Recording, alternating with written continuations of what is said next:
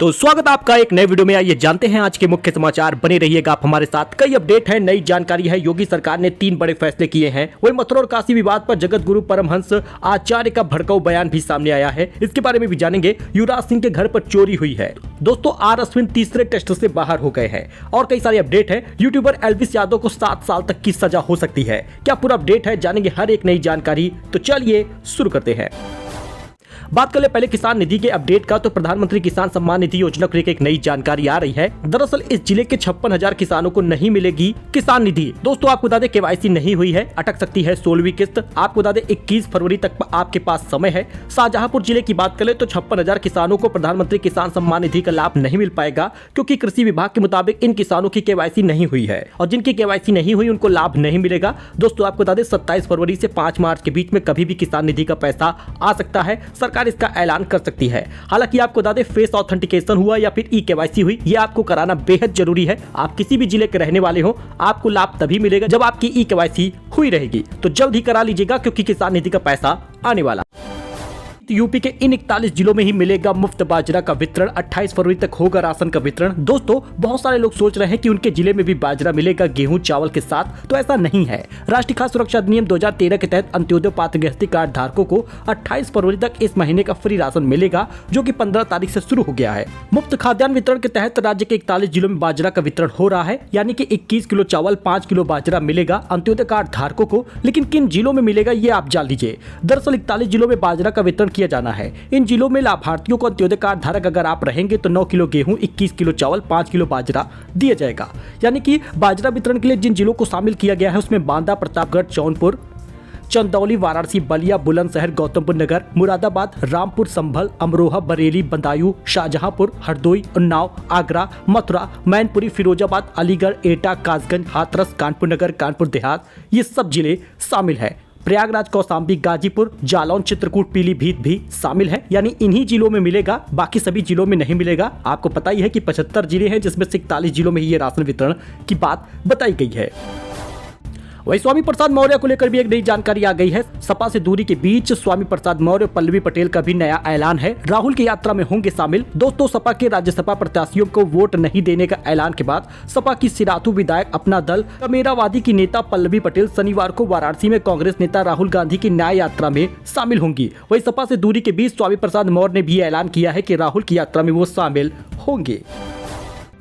तो आइए gold silver price के बारे में जान लेते हैं, क्योंकि सोना चांदी की कीमतों में ज्यादा तेजी आई है या कमी है, इसके बारे में जानना बेहद जरूरी है। दरअसल उतार चढ़ाव तो लगा ही रहता है, लेकिन लखनऊ में 22 कैरेट और 24 कैरेट सोने का दाम आप यहाँ पे देख सकते हैं। जो 10 ग्राम सोना 22 कैरेट का है वो 57,260 का मिलेगा और 24 कैरेट वाला 62,450 का मिलेगा। बाकी आप भारत में क्या रेट है इसको देख लीजिए। 22 कैरेट वाला 10 ग्राम 57,110 का मिलेगा और 24 कैरेट वाला 62,290 का मिलेगा।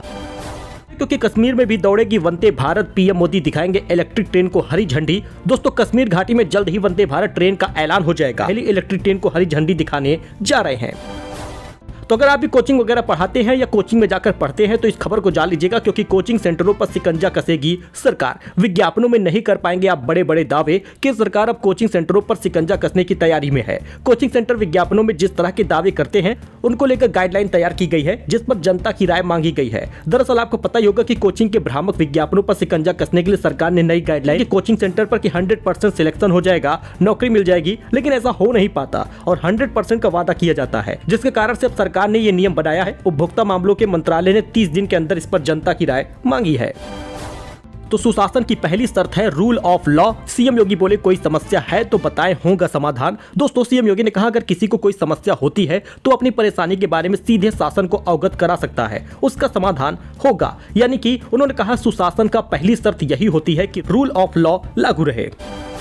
अच्छा, बिजली विभाग 20 फरवरी से चलाएगा बड़ा अभियान, अफसर लेंगे उपभोक्ताओं से फीडबैक। दोस्तों उत्तर प्रदेश में बिजली विभाग 20 फरवरी से बड़ा अभियान चलाएगा। ऊर्जा मंत्री ए के शर्मा ने बताया कि अभियान के तहत जनप्रतिनिधियों तथा उपभोक्ताओं से फीडबैक लिए जाएंगे।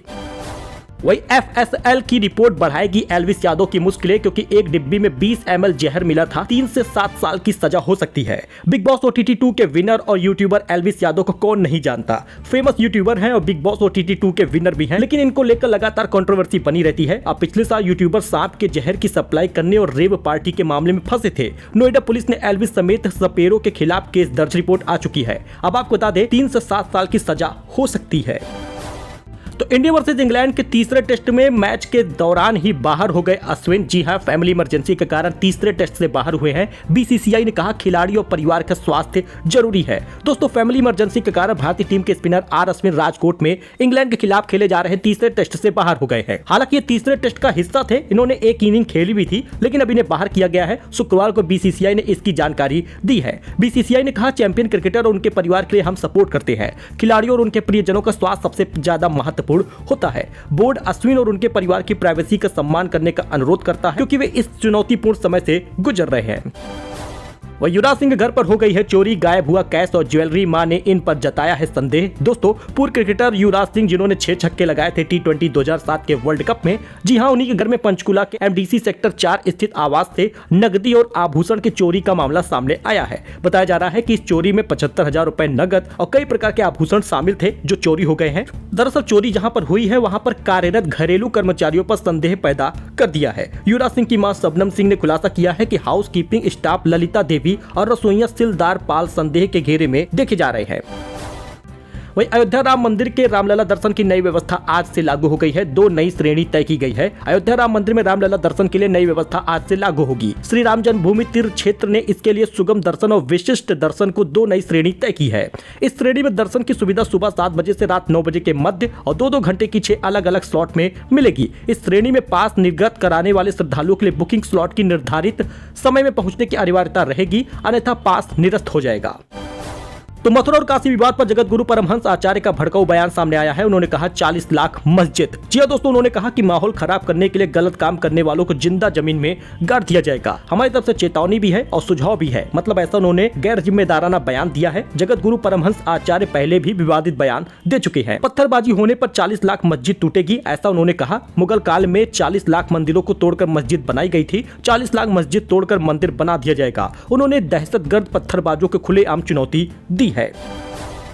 अच्छा, अगर आप भी पेटीएम वगैरह चलाते हैं या उसके ग्राहक रह चुके हैं तो आपको बड़ी राहत मिली है, क्योंकि RBI ने बढ़ा दी है मोहलत। अब इस तारीख तक जारी रहेंगी पेमेंट बैंक की सेवाएं। भारतीय रिजर्व बैंक ने पेटीएम पेमेंट बैंक पर प्रतिबंध लागू करने की समय सीमा को बढ़ा दिया है। अब पेटीएम पेमेंट बैंक को 15 दिनों का और समय दे दिया गया है। यानी कि भारतीय रिजर्व बैंक RBI ने पेटीएम को जो राहत दी है वो 15 दिन की छूट का है। यानी कि जो प्रतिबंध लागू होने वाला था 29 फरवरी को, वो अब लागू नहीं होगा, बल्कि इसमें 15 दिन इसको बढ़ा दिया गया है। अब आपको बता दें तो 15 मार्च तक ये नियम लागू रहेगा। इसका मतलब है कि पेटीएम वॉलेट, फास्टैग और ग्राहक खातों में लेन देन 15 मार्च 2024 तक किया जा सकता है। तो लखनऊ, सीतापुर, हरदोई में बदलेगा मौसम। 20 फरवरी को यूपी में सामान्य से ज्यादा बारिश के आसार जताए गए हैं। उत्तर प्रदेश का मौसम पिछले कुछ दिनों से लोगों को बड़ी राहत दे रहा है। सुबह शाम हल्की ठंड, फिर पूरा दिन धूप निकल जाती है। दोस्तों, आपको बता दें 18 फरवरी से मौसम में बड़ा बदलाव होने के आसार है। मौसम विभाग के मुताबिक पश्चिमी विक्षोभ 19 फरवरी को एक्टिव हो जाएगा। इसके कारण एक बार फिर से बारिश के साथ घना कोहरा और बादल दिखाई देगा। इसके साथ ही 20 और 21 फरवरी को सामान्य से ज्यादा बारिश होने की उम्मीद भी जताई गई है। मौसम विभाग के अनुसार 19 फरवरी से लखनऊ, सीतापुर, हरदोई, उन्नाव, कानपुर समेत आसपास के इलाकों में मौसम बदलेगा। 20 और 21 को लखनऊ में बारिश होगी। इसके साथ ही बिजली गिरने की भी संभावना जताई गई है। अच्छा, वहीं पर 5 साल से ज्यादा जमे लोगों को हटाएगी यूपी सरकार। डीएम को जारी हो गया है आदेश। दोस्तों, यूपी के जिलों में बनी रोगी कल्याण समितियों में सालों से जमे लोग अब नहीं रह पाएंगे, उन्हें हटाया जाएगा। इनका कार्यकाल 5 साल का था, मगर यह लंबे समय से जमे हैं। उनकी जगह पर स्वास्थ्य के नए क्षेत्रों में लोगों को डाला जाएगा। जी हां, शासन ने सभी जिलाधिकारियों को कार्यकाल पूरा कर चुके लोगों को तत्काल हटाने और उनकी जगह पर नए लोगों को शामिल किए जाने के निर्देश दिया है। रोगी कल्याण समितियों की बैठक में नियमित करने को कहा गया था। रोगी कल्याण समितियों की बैठक को भी नियमित करने को कहा गया था, यानी कि अब इसमें बदलाव होगा।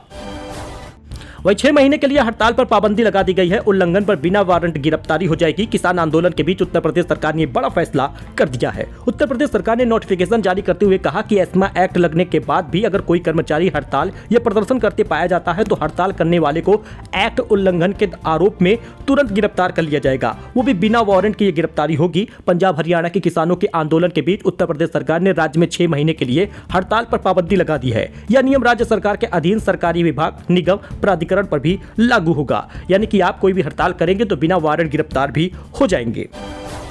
सो दोस्तों, ये कुछ अपडेट था, ये कुछ जानकारी थी जो आपके साथ शेयर की गई है। आई होप कि आपको ये पसंद आया होगा। फटाफट जानकारी ऐसे ही आप देखने के लिए हमारे चैनल को सब्सक्राइब करें, वीडियो को लाइक करके जाइएगा, दोस्तों को शेयर करिएगा। मिलते हैं सुबह एक नई खबर के साथ। धन्यवाद।